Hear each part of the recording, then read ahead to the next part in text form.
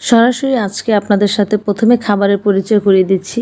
এটা হচ্ছে মাছ ভাজা, আর হচ্ছে পেঁপে ভর্তা, ডাল ভর্তা, কাঁকরোল ভর্তা, ডিম ভর্তা, আলু ভর্তা, টালা ধনিয়ার গুঁড়া, বেগুন ভাজা, কালো জিরা ভর্তা, শুটকি ভর্তা, সরিষা ভর্তা, বাদাম ভর্তা, লাউ পাতা ভর্তা, আর হচ্ছে টালা শুকনো মরিচ দিয়ে ধনিয়া পাতার ভর্তা, আর এটা হচ্ছে মরিচের ভর্তা। আর এ হচ্ছে কাজির ভাত। চালটাকে আমরা ৩-৪ দিন ভিজিয়ে রেখে তারপর এই ভাতটা রান্না করা হয় একটু শক্ত শক্ত করে।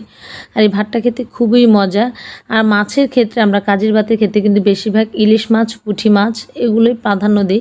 তাছাড়া যে কোনো মাছ দিয়ে খেতেই ভালো লাগে। আর আমাদের দেশে এটা খুব ঐতিহ্যবাহী খাবার, সবাই খুব পছন্দ করে। আর কোরবানির পরে যেহেতু মাংস খেতে খেতে সবাই একটু বোরিং, এই ধরনের খাবার হলে কিন্তু মন্দ হয় না। খুবই মজাদার। আসলে আপনাদের সাথে শেয়ার করতে পারছি না। যদি শেয়ার করতে পারতাম তাহলে বুঝতে পারতেন যে খাবারটা আসলে কতই মজা। তো এই কাজির ভাতের লোভে আমার ছোটো ভাই এবং ছোটো ভাইয়ের বউ চলে এসেছে।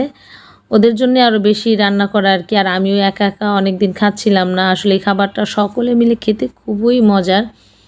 তো আজকের ভিডিওটা কেমন লাগলো, যদি ভালো লাগে অবশ্যই জানাবেন। আল্লাহ হাফেজ। আর এই প্লেটটা পাশের ঘরে ভাবির জন্য সাজিয়েছিলাম, তাকে এখন দিতে যাচ্ছি। আসসালামু আলাইকুম সকলকে।